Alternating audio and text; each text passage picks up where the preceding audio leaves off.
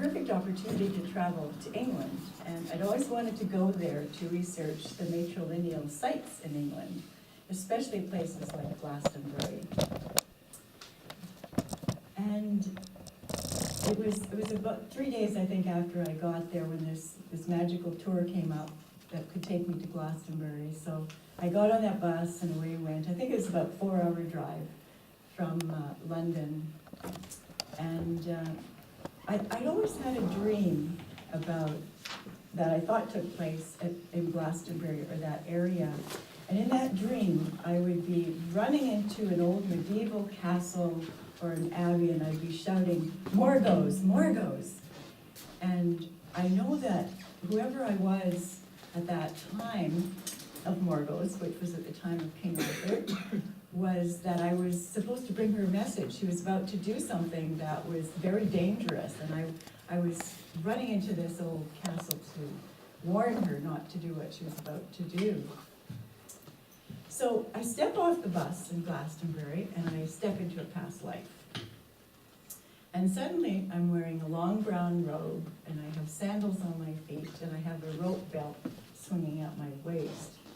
So I thought, that's interesting. So I wasn't a goddess, a female priestess at those times in Glastonbury area, but I was a male. And I felt like I was a monk or a spiritual teacher, a Merlin perhaps. And I think there's been a lot of Merlins, there's not just the one, but I definitely fell into that role of being a male. And so as I went around and spent 3 days in Glastonbury, I kept the focus of being that individual in about, when was the Arthurian area? About 600 AD, I believe, somewhere in that time frame. So the first day I walked up to the tour, which is 527 steps, I think, up to the top of this small mountain that used to have a little abbey on it. And when I reached the top, I had this vision of Archangel Michael.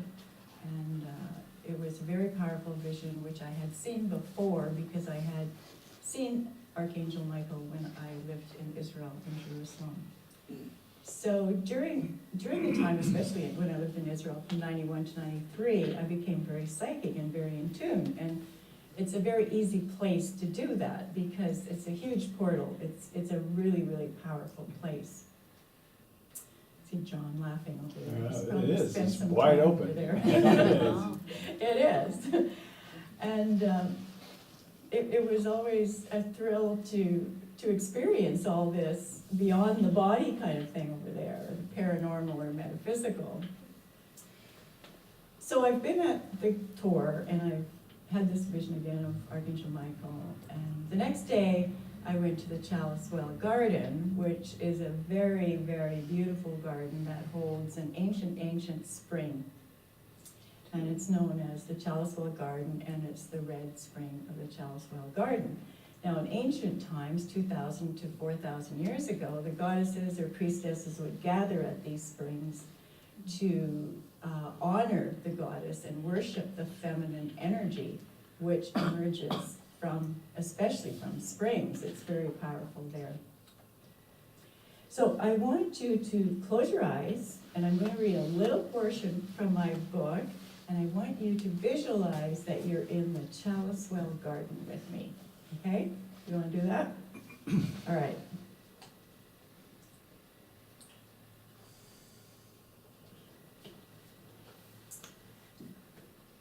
Okay, so you're in this beautiful Chalice Well Garden in Glastonbury, England, Somerset area. Everything shimmered. I was seeing the aura of all the plants and trees in the Chalice Well Garden. I felt superhuman, in touch with all that sparkling magical energy that abounded there. It was so incredibly beautiful. Everything shining in light, in shimmering auric light. One of the other kingdoms, the kingdom of air and its delicate dancing movement, was seen and felt there as well, and I sensed a blending of innumerable levels of astral and mental planes present. Feeling at peace, I walked along the gravel path towards the spring itself, knowing that earth is heaven and heaven this earth, and I suddenly felt very ancient and not of this world.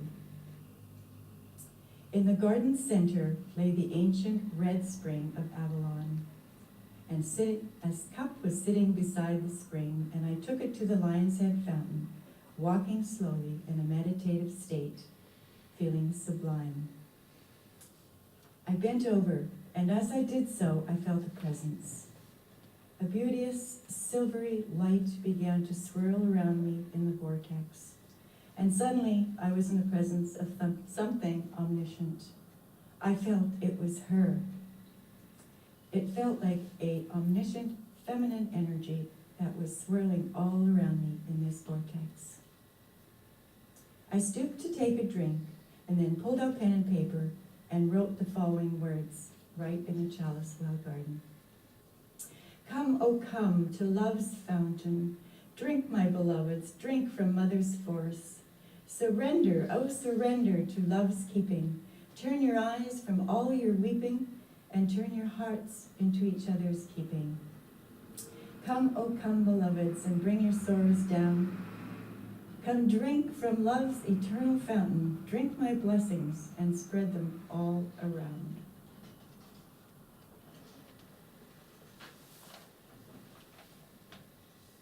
I had just felt the presence of the goddess. It was her. I knew for certain that it was her, and it was one of the first times that I had felt that joyful, loving, brilliant, feminine energy emerging from the earth.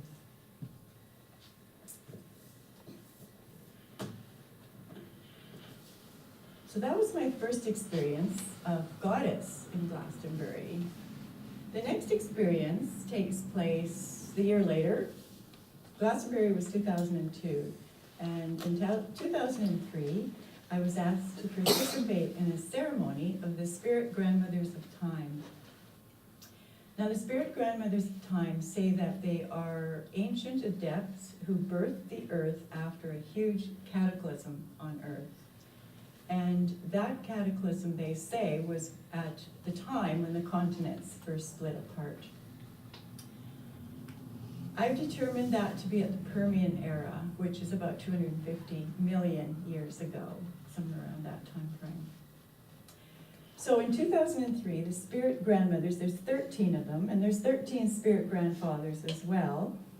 But the grandfathers, the grandmothers told us that they could not bring their energy in until the women take control of planet Earth and start to retain their power, bring forth their power.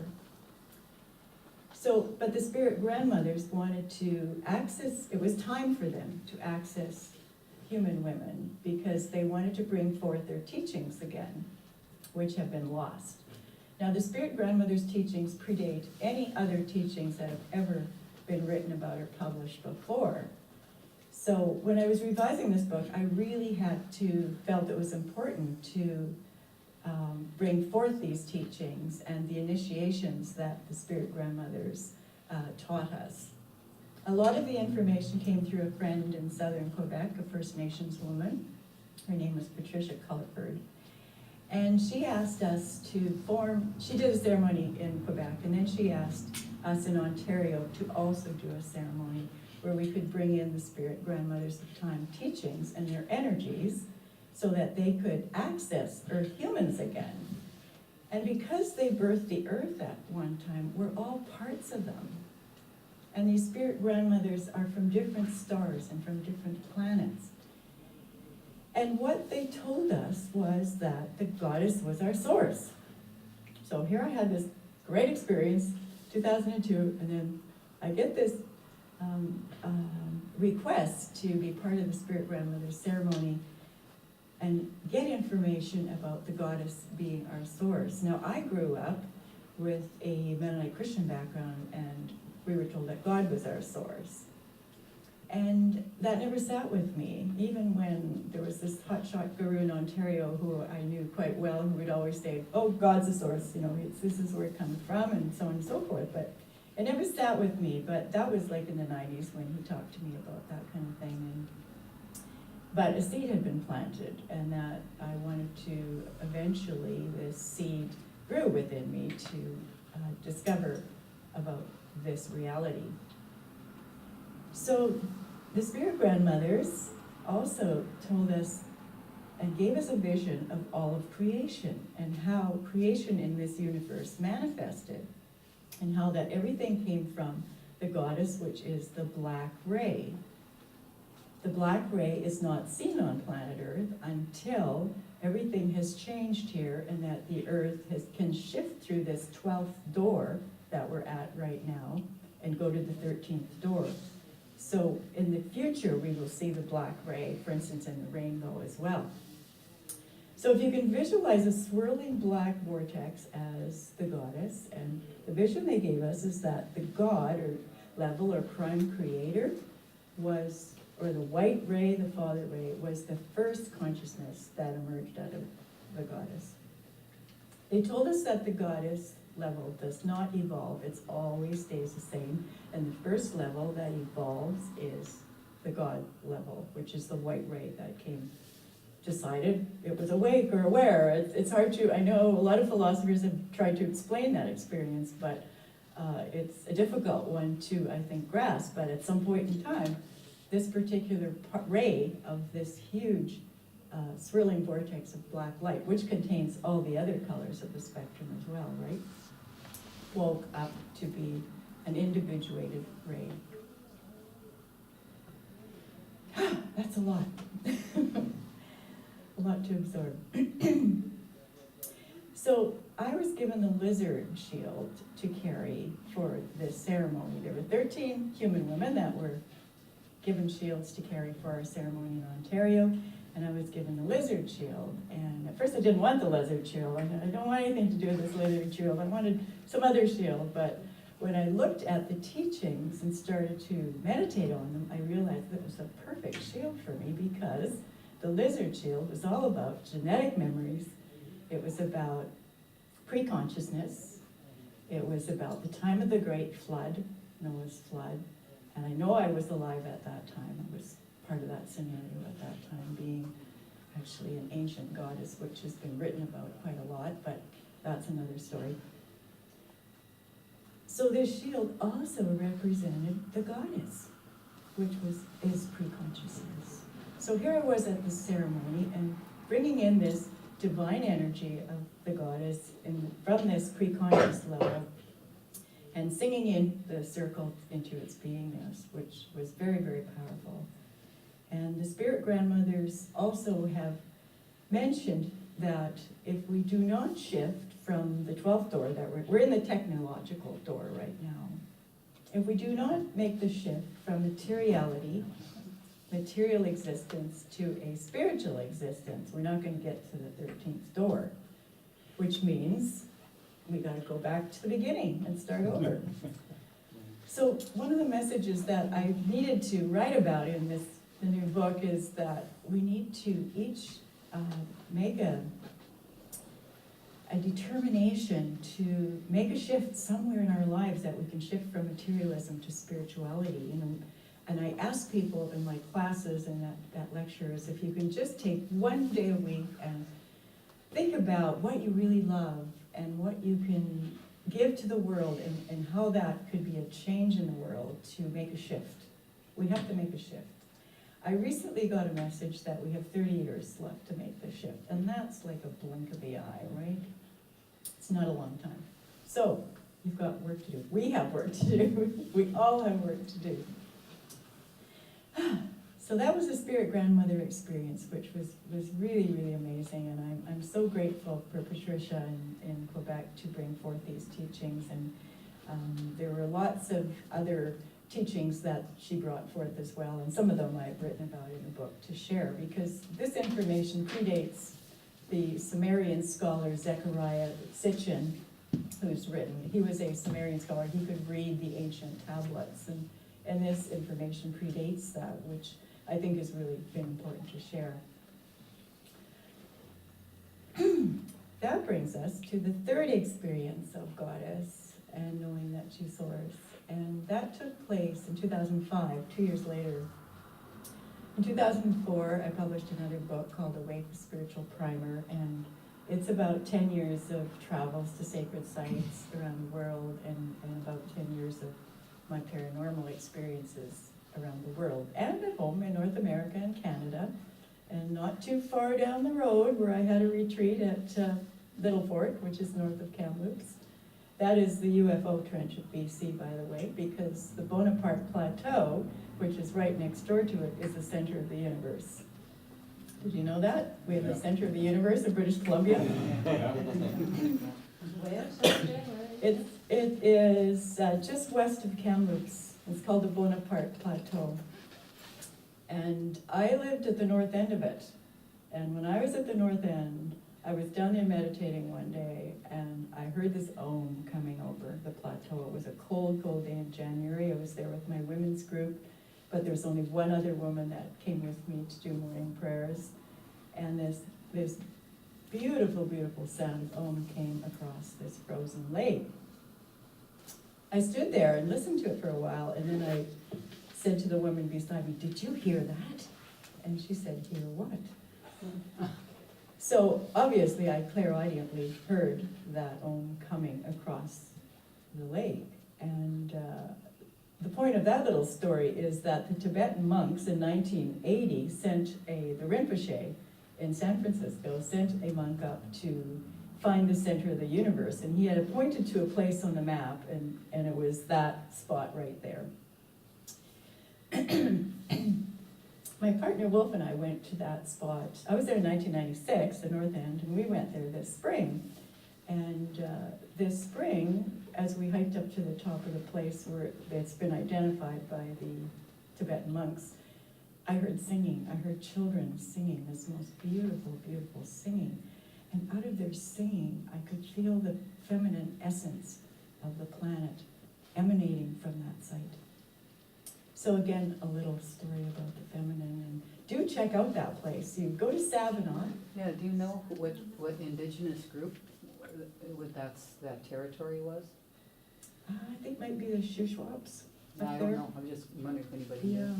yeah. I'm curious to know. Yeah, Google the centeroftheuniverse.com. There's cabins and chalets up there, and yeah, we stayed up there a night, and yeah. There's no like ongoing classes or events there, but you can go up there and have an event kind of thing. What does So that mean, center of the universe? I don't get. there's a center of the galaxy that we can resonate with. It's in the Pleiades.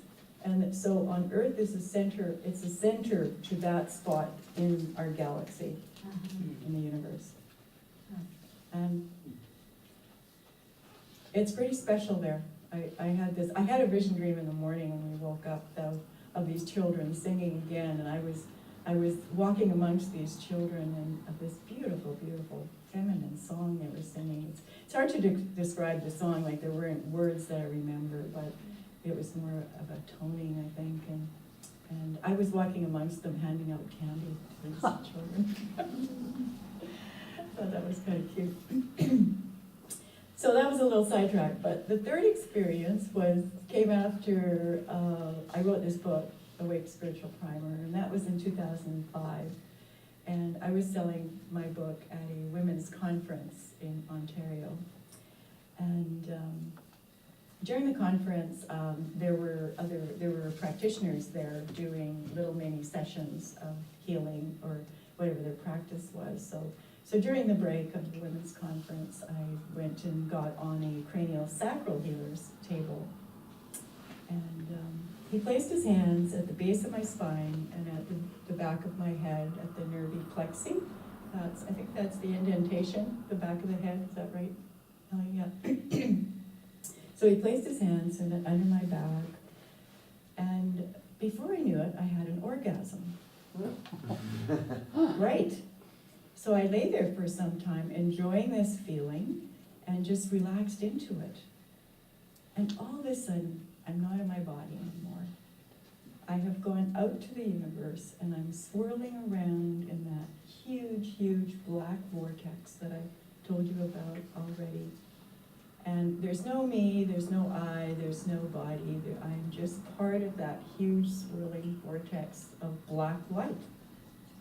But within the black light were all the other colors of the spectrum. There was the white light, there was the gold and silver light, which are male and female rays. There was the turquoise light, and then there was all the other colors of our chakras, or the colors of the rainbow that I was swirling around in. But it was basically black light, but I could see all these other colors.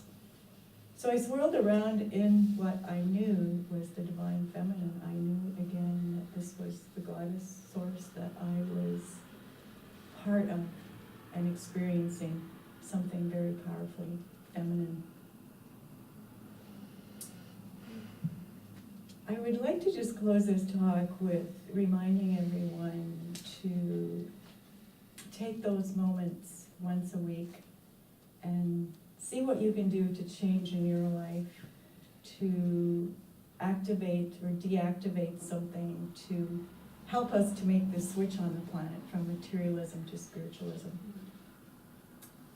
It could go too far and we could lose everything. So it's really, really important to spread the message of shifting and activating, being our soul purpose, being who we are, speaking our truth at this point in time. Because we all want to make it through the 12th door to the 13th, right? Yeah. Do you want to know what's at the 13th door? Sure. Yeah. Amen. Peace and unity. Oh, my. It's been predicted that we're going to have this golden age, so, but we need to get there. Are there more doors, or is that, That's it. okay? 13 doors. According to the spirit grandmothers of time. The spirit grandmothers, I see them in the 12th dimension, the 13th dimension being the prime creator, and the 14th, the source. It's not really a dimension, the source, but I see them. They're also known as the thrones, and they're actually judges. They preside over various activities activities that would need to be judged as as what they partake of, and very, very high level beings. I see them a little bit. I don't see them very clearly because their energy is so much more powerful than mine is, for instance. But I have seen most of them in visions. Now, the center of the universe, is there only one, or are there other points on the earth that would be considered that? Do you You'll know? have to ask the Tibetan monks. Okay. Just curious. There are huge portals. Yeah. There are huge portals I'm aware around of the earth, all of 22 them. portals, like the one in the Middle East. We have a mini portal here on the lake and it goes down in through here. There's the portal where I lived in north of Kamloops. That was the portal went to the Bonaparte Plateau and then to Jasper, Ontario. Not Ontario, Jasper, Alberta, sorry. And Mount Shasta area is a portal here in North America, and And the purpose of Sedona. portals? Portals are places that are openings in the universe where galactic beings can come and go. Where's there the portal around here? Is there one up there? It's over to this area here, Yeah, exactly. in the lake, and then it runs through there. There's a point that sticks out there in the lake, And the that's lake- where I the feel lake it. Also, yeah, there's one there and there's one up there, the hill. Oh, okay, yeah. Yeah, well, I'm wondering, is there? There are many portals, yeah. Yeah, oh, good, yeah, oh, good. So, any other questions? Have you ever heard of, I read this once years ago, I think it might have been Toltec, somewhere down in South America, that there was a black light, maybe in a cave, but so long ago, and that it was, this black light was healing energy, and that people in its presence could get healed. Okay, Do you relate to I don't that? know about that, but that was coming from South America? Yeah, or- it was, I'm pretty sure it was Toltec, I just, I didn't remember Interesting. exactly. Yeah. Yeah, but every once in a while I think about black light and how it's not spoken about. And Right. you're talking about it today, so. I know. It was a bit of a shock when I first got this information, that the goddess is this black light, but I've experienced it and I know it's her. And it's very, very beautiful and feminine energy. Does that relate to the Black Madonna? I'm not sure. I think Black Madonna is a cult that was developed around something. And I'm not familiar with it. When you say goddess, the goddess, Mhm. Which goddess? There are many I- goddesses. I- So well, which there- one do you mean? Sure, there's lots of goddesses. There's Ashtart and Ishtar and Inanna and Gaia and Sophia. Excuse me. I'm talking about the source, the goddess source. What do you mean by black? She's covered in black light, but she's actually all black. Excuse me.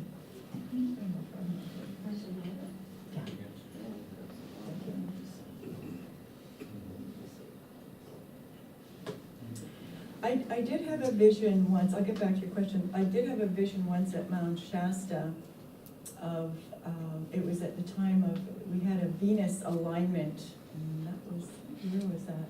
2012, I think, in the spring, and I was part of that swirling vortex of the goddess, the source, which was black light.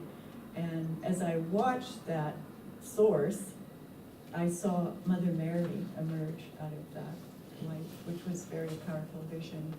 Black sounds so, I don't like the color black and that contrast. I would think to see white light, beautiful. White light is the God ray, it's the Father ray, prime creator. Before I went on tour, this is the second edition of the Goddess Lives. And when I went on tour in 2010 with the first edition, I did a meditation and asked to connect with the spirit grandmothers. And since that ceremony, they have never left me. I have access to them. And they ordained me as a fire priestess, so I have access to the higher spiritual hierarchy. And when I was going on tour with that first edition of the book, I wanted a vision to make sure I had it right, and I received that vision of this swirling black light, and then out of it coming the white light, which is the God or Father ray, and out of the white light came the gold light, and these were kind of swirling vortexes, and on this side the silver light. And I came to understand during that vision that the silver light was female and the gold light was male. And those two rays of light came together to form a turquoise ray. Don't ask me why turquoise, but I saw turquoise. And from the turquoise ray came all the other rays of creation. Now the 7 other rays of creation are also known as the Elohim. You might have heard that term somewhere before. So there's many levels of creation in our universe. Other questions, response? You were saying the best, the message they gave was to be not materialistic, more spiritual. Yes. Do you have any ideas on how to do that? Well, some of the things that I have done is, okay, I'm not gonna go get that Starbucks coffee every day or twice a day. I'm gonna make coffee at home. It could be something simple like that, just some change that you can make.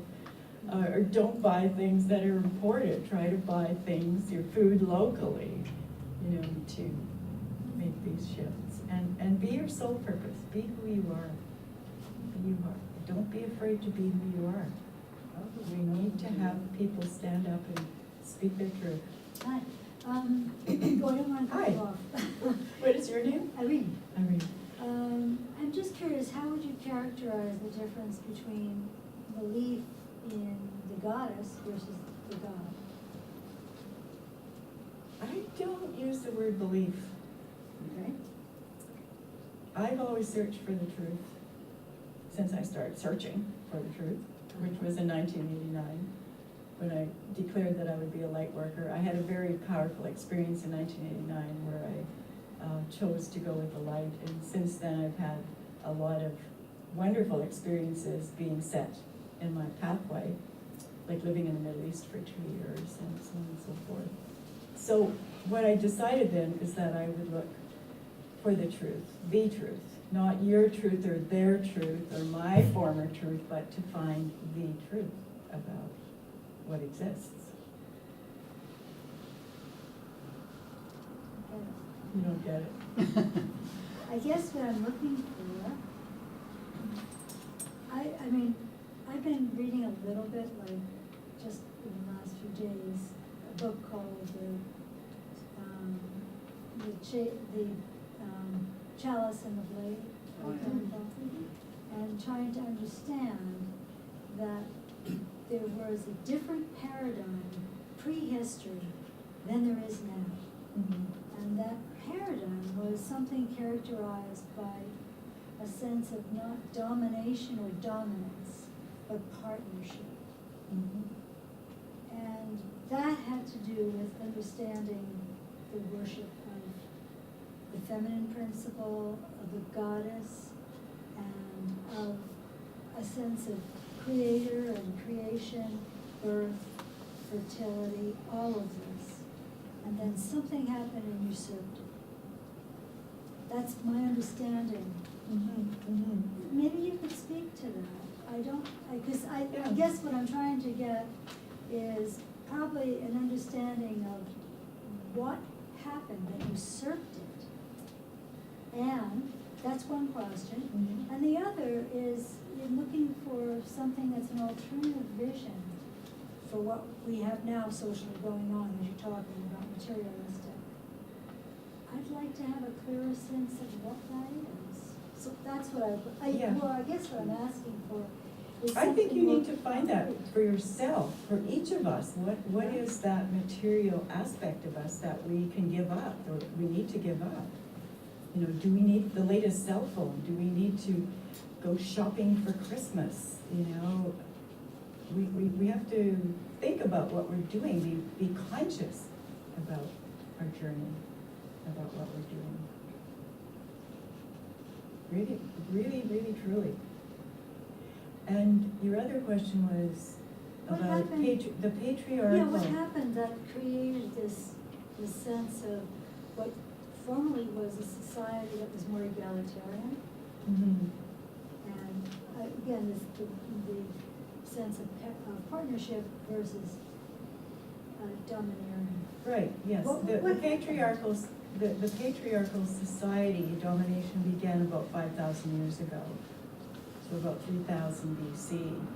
And it happened in the Middle East where the priests took over the feminine matrilineal sites and declared that they were in control now. And they changed a lot of the women's ceremonies. And they also murdered a lot of priestesses. I experienced an incarnation where I was living in Egypt at that time. And I was actually a priestess and trained on the Isle of Philae, which was an ICES training center.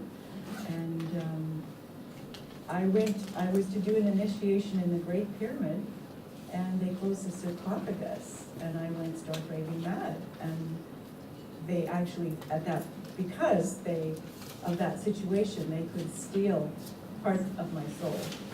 And I had a friend in Vancouver, Di Cherry, who was a hypnotherapist who hypnotized thousands of people.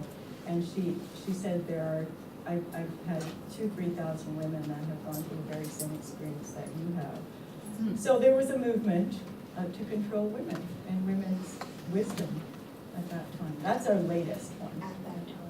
At that time. There's been other times as well. But you know what? Women have done this to men as well. Did you know that? We have done the same at some point in time. That's going back quite a way, but And, go ahead, sorry. I learned that from the spirit grandmother's teachings at one time. I was gonna ask if the change in the calendar, like the 12 months from 13 moons, had anything to do with like the whole locking us into Yes, the number 12? yes. The Catholic Church decreed that in the, I think, 1940s. They changed the calendar. And the UN actually wanted to change it back to a 13-moon calendar, but it was vetoed by the church. There are, I think, about 90 countries around the world that honor the 13-moon calendar, but I believe the 12-moon calendar is created as part of the chaos that was created on planet Earth. So check out 13moon.com for that information. Thank you so much. Thank you for your questions. And keep searching if you, and please email me if you have questions that maybe weren't answered today or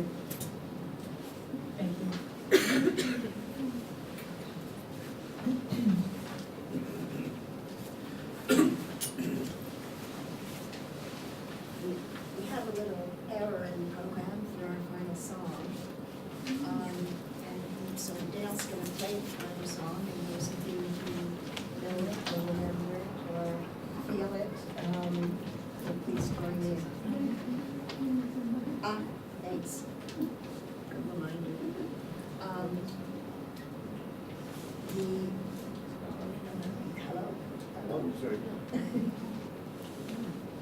Hi, our closing song is not the one we've already sung, but in fact is May the Circle Be Open, Oh, which is quite a lovely Wiccan song.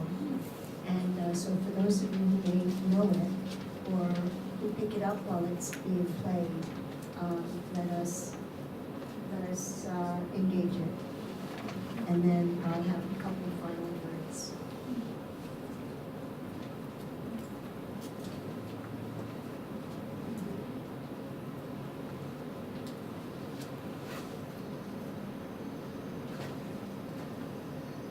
You were a good brush, and you were making it go well.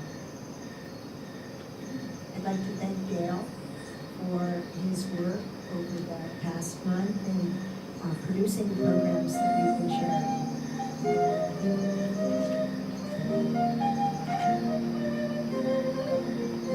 May the circle be open, not unbroken. May the lights of the goddess be ever in your heart.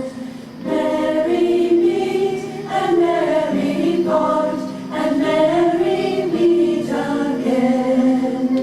May the circle be open, not unbroken. May the peace of the goddess be ever in your heart. Merry meet and merry part, and merry meet again.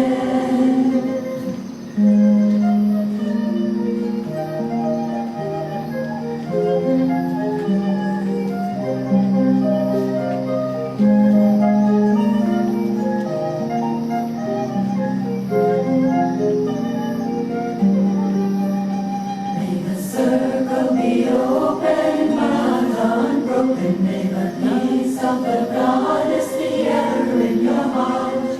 Merry meet and merry part, and merry meet again. May the circle be open, not unbroken. May the peace of the goddess be ever in your heart. Merry meet and merry part, and merry meet again.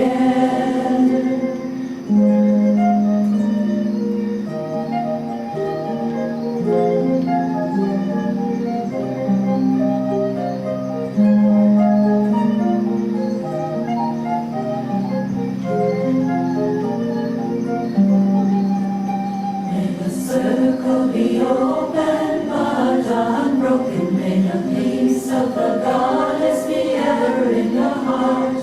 Merry meet and merry part, and merry meet again. May the circle be open, but unbroken. May the peace of the goddess be ever in your heart. Merry meet and merry part, and merry meet again. Merry meet again. Merry meet again.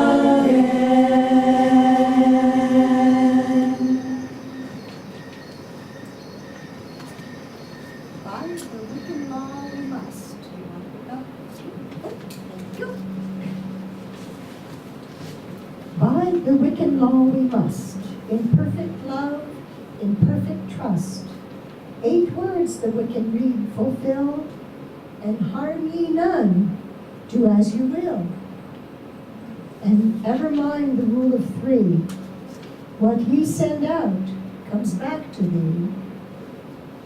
Follow this with mind and heart. And the last line is missing. But we will, with those words, suspend the flame and know that it lives in the minds and hearts of all of us, and that we carry that light into the world for all to see and be a part of. And now, if you'll all stand, we'll sing right for join hands, okay?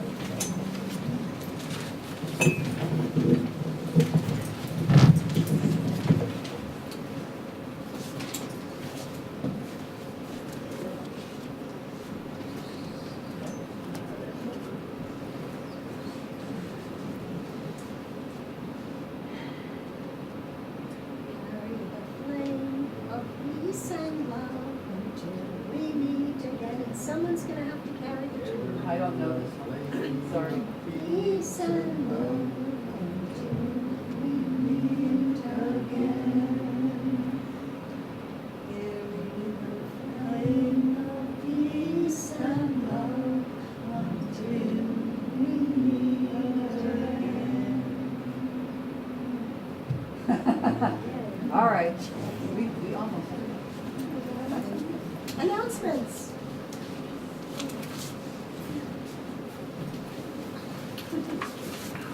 Next Sunday, our speaker is Marcus Dupree. How are you?